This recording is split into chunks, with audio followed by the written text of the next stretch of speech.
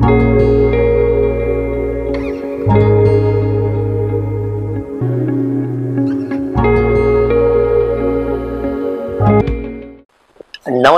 आप देख रहे हैं सीसीएन शार्क न्यूज और आज जिनसे मैं मुलाकात करवाने जा रहा हूं वो है छत्तीसगढ़ की बेटी जो आज अमेरिका में स्थापित है। बहुत बहुत स्वागत है आपका। थैंक यू सो मच जी। चूंकि आप छत्तीसगढ़ के हो तो हम अपन बोली भाषा में ही आपसे साक्षात्कार करबो। तो सबसे पहली बताओ कि आप जो छत्तीसगढ़ से अमेरिका तक के जो सफर रही से वो लोग कैसे तय करे? मुकेल सरगुजा गोठिया बर नहीं आते है, जितना आते है उतने में बोलूं। समझते हैं हमारे दर्शक अच्छा, बहुत समझदार हैं। तो मैं पैदा हुई थी चर्चा कॉलरी, वो उस टाइम एमपी में था और वहाँ 3-4 साल तक वहाँ रही। उसके बाद पापा भड़गांव चले गए थे। भड़गांव में पहली क्लास से 8वीं क्लास तक अंबिकापुर जाती थी बस में। 40 किलोमीटर रोज, सुबह 6 बजे बस जाती थी और शाम को 6 बजे आती थी। तो वो ही बहुत ज़्यादा ज़िंदगी को सीखने का मौका दिया और एकदम गांव से जाते थे। और तो उस चौथी क्लास से बैडमिंटन खेलना शुरू किए, तो अलग अलग जगह जाना शुरू किए। तो हॉस्टल में भी रहे, वहाँ से फिर रायपुर चले गए, रायपुर में 2 साल रहे। उसके बाद फिर वहाँ से फिर केरल गए, 2 साल वहाँ पढ़े, 11वीं और 12वीं। फिर उसके बाद गए बॉम्बे, वहाँ पे 4 साल नर्सिंग किए। नर्सिंग करने के बाद शादी हो गया, हैदराबाद चले गए। तो बंजारन जैसे एक जगह से दूसरे जगह जहाँ गए वहीं उग जाओ जैसा वाला हिसाब, जैसे बेशरम का पेड़ उग जाता है, बस जहाँ गए वहीं उग गए और रहने लगे। और वहाँ से फिर परीक्षा लिखे कि यूएस जाने का जो होता है, तो मेरे हस्बैंड को बहुत शौक था वहाँ जाने का, तो वैसे हम लोग गए और वहाँ जाके मैं एग्ज़ाम लिखी और नर्सिंग का नौकरी की 3 साल।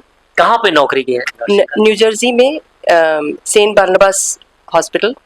तो वो जनरली एजेंसी के थ्रू जब जाते हैं, उस टाइम वीज़ा लगता था, ग्रीन कार्ड का ही वीज़ा लगा। जनरली उसके लिए लोग काफ़ी टाइम वेट करते हैं।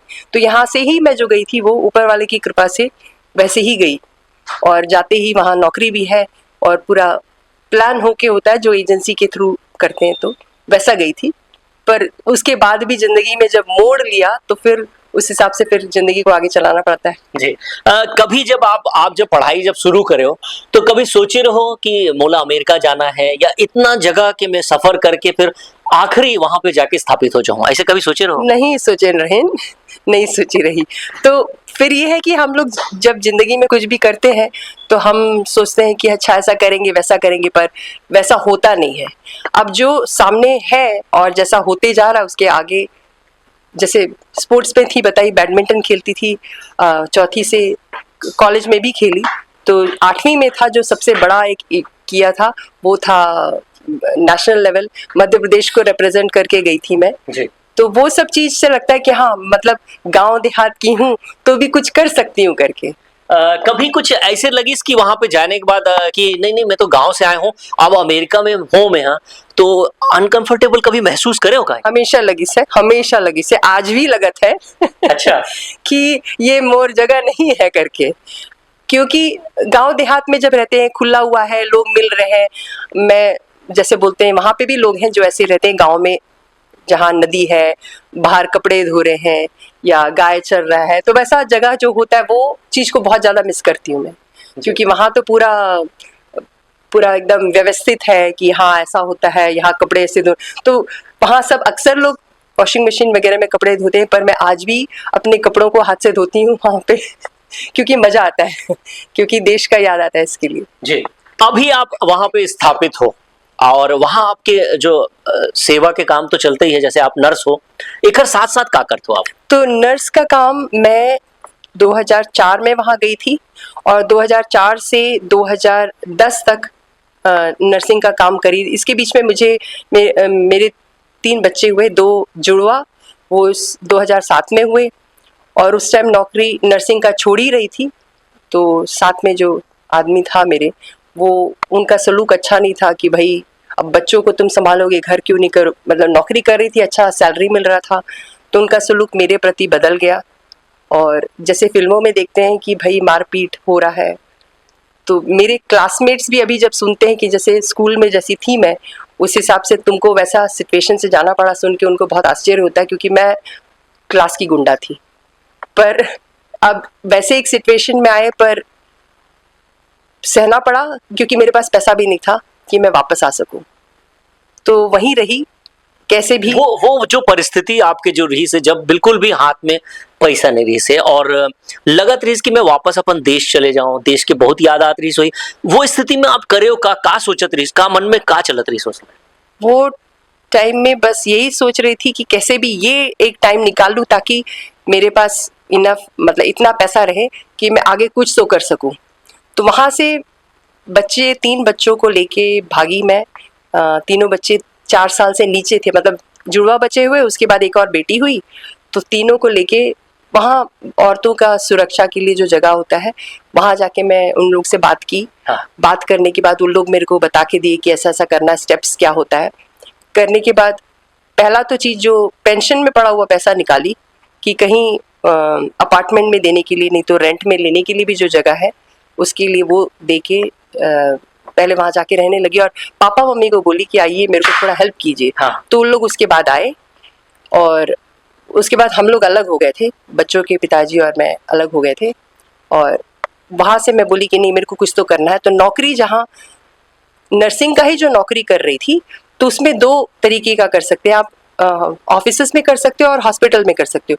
तो मंडे से फ्राइडे तक मैं ऑफिसेस में करती थी, और उसके बाद जो 4 साढ़े 4 बजे के बाद का जो टाइम है, हॉस्पिटल में जाके करूँगी। और सैटरडे संडे छुट्टी होता है, तो वो टाइम भी हॉस्पिटल में जाके। एक जानकारी हमको है कि वहाँ पे जो सैलरी है वो वीकली आता है। कुछ जगहों में वीकली, कुछ जगहों में बाई वीकली, मतलब 2 हफ्ते में एक बार आता है। तो वैसा आता है। और कुछ जगह पे जैसे अगर आप सिर्फ पीआरएन मतलब जब जरूरत है उसकी बेसिस पे अगर आप काम कर रहे हैं, तो जैसे ही काम करोगे उसी दिन आपको तनख्वाह मिल जाएगा जी। तो आप आगे के का सोचे हो? अब कहाँ कैसे करना है, कहाँ स्थापित करना है, और छत्तीसगढ़ में अगर रिटर्न आना है आपला, तो वो समय का रही? तो अगर ऊपर वाले ने चाहा कि मैं यहाँ आके कुछ करना है, तो सबसे जरूरी जो चीज है, 2 चीज, कि आने वाले पीढ़ी को जो 2 चीज सीखना बहुत जरूरी है, समय का मैनेजमेंट और पैसे का मैनेजमेंट। क्योंकि पैसा कमा कोई भी सकता है, पर उसको कैसे यूज करना है वो जानना बहुत जरूरी है, क्योंकि वो नहीं किए तो खत्म हो गया। और वैसे ही हमारे टाइम, हर दिन सबको 24 घंटा मिलता है, उसको कैसे एफिशिएंटली यूज कर, एफिशिएंट का मेरे को हिंदी या छत्तीसगढ़ी इस्तेमाल करना, हाँ, तो उसको एकदम फुल फ्लेज कैसे यूज करना है, वो चीज बहुत जरूरी है। तो उसके लिए हो सकता है कि हम इंस्टीट्यूशन स्टार्ट करें या ट्रेनिंग करना शुरू करें कॉलेजेस और स्कूल से कनेक्ट होके। तो वो है मेरे मन में जो इच्छा है जी। अभी चूंकि आप 3 बच्चे की माँ हो आप, तो अभी बच्चे कहाँ पढ़ रहे हैं? बच्चे अभी वहीं यूएस में ही हैं। लड़के अभी 12वीं खत्म करके कॉलेज में ज्वाइन किए, दोनों लड़के जुड़वा हैं। बेटी 11वीं में है। तो लड़के बिजनेस के, वहाँ कॉलेज ऐसा नहीं होता है, तो आप एक सब्जेक्ट कंप्लीट करो पहले, उसके बाद क्रेडिट्स लेके आप आगे अगले प्रोग्राम के लिए जाते हो। वो तो वहीं जन्म लिए हैं, वो छत्तीसगढ़ के बारे में नहीं जानते हैं। आपका जो मायका है, जो आपका यहाँ का जो कल्चर है, उसे वो नहीं जानते हैं। आप उनको कैसे सिखाती हैं वो? तो अपने घर में मैं बगीचा रखी हूँ, खाना बनाती हूँ, अपना देसी खाना ही बनाती हूँ।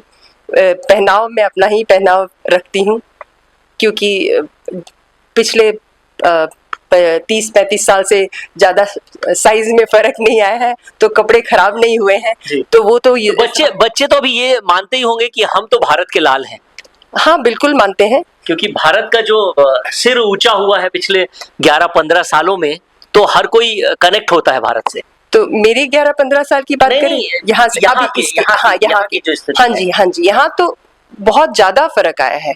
मतलब पहले जो मैं अभी 20 साल के बाद आई हूँ, और इस 20 साल में काफी फर्क आ गया, स्पेशली टेक्नोलॉजी में बहुत ज्यादा। मोदी जी का हाथ है। हाँ जी, वो तो मेरे मोटे भैया बहुत अच्छा काम कर रहे हैं।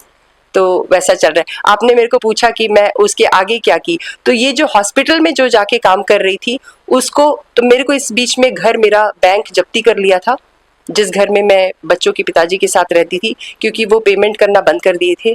तो अब मेरे को ये लगा कि अब भाई कुछ तो करना ही पड़ेगा घर के लिए। तो 2011 में मैं घर लेने की, क्योंकि उसी साल वो बैंक जब्ती कर लिया घर, और उसी साल मैं जो भी पेपर वर्क करना है वहाँ के नियम कानून के हिसाब से समझ के घर लिया मैंने। चाचा से पैसा उधारी लेके ही सही, वहाँ 20% डाउन पेमेंट डालिए और घर लीजिए, छोटा बड़ा जो भी। और वहाँ से मेरे को लगा कि नहीं, जब मैं इतना स्ट्रगल की तो ऐसे मेरे जैसे स्ट्रगल करने वाली और औरतें होंगी या आदमी होंगे जिनको मैं हेल्प कर सकती हूँ। वहाँ से मैंने रियल एस्टेट का लाइसेंस लिया और नर्सिंग धीरे धीरे 2019 में छोड़ दिया, और अभी पूरी तरह से रियल एस्टेट में उतर गई हूँ। तो प्रॉपर्टी मैनेजमेंट और रियल एस्टेट ही कर रही हूँ जी। तो भारत के कितने लोग ऐसे हैं वहां पे जो भटकते आपको मिले हैं कि आप जब उनको देखती हैं तो ऐसा लगता है कि मैं भी इस दौर पे गुजर चुकी हूँ? बहुत सारे लोग, ना केवल भारतीय, वहाँ के जो काले गोरे लोग सब हैं, और काले लोग के साथ है जो ज़्यादा, मैं जिन लोगों के साथ ज़्यादा काम कर रही हूँ अभी। और वहाँ लोगों, मतलब हमको लगता है कि अमेरिका में रहने वाले सब बहुत अच्छे स्थिति में रहते हैं, ऐसा नहीं है। उन लोग को गाइडेंस की बहुत ज़रूरी है। और मेरे को ऐसा लगता है कि एडवांटेज ये था कि छत्तीसगढ़ में जब रहते हैं तो बिहार के भी हैं, यूपी के भी हैं, बंगाल के भी हैं, संपूर्ण भारत, एग्जैक्टली। तो सब कल्चर से हमको सब कुछ सीखने, मतलब हिंदू मुस्लिम सिख ईसाई सब की, मतलब ईद है तो वहाँ खीर खाने, मतलब सेवई खाने चले गए, इधर होली है तो इधर चले गए, और क्रिसमस है तो उन लोग के घर चले गए, और लंगर है तो चलो लंगर में गए। मतलब वैसा एक एनवायरनमेंट था, उसकी वजह से कोई भी कल्चर के साथ कनेक्ट होने में आसानी था।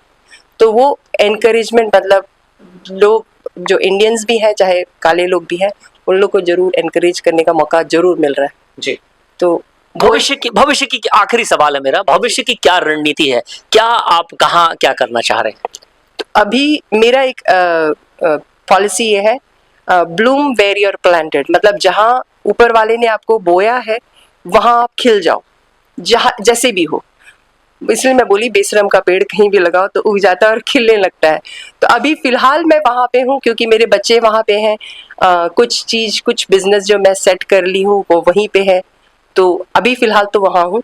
अब कल के रोज मेरे को अगर ऊपर वाला बोलता है कि नहीं बेटा उठाओ बोरिया बिस्तरा इधर चलो, तो उस टाइम तुरंत चली आऊंगी। तो ये थी छत्तीसगढ़ की बेटी जिन्होंने हार नहीं माना और हर एक परिस्थिति में परिस्थिति जो भी रहे जीना है और जीना है। देखते रहिए CCN शार्प न्यूज।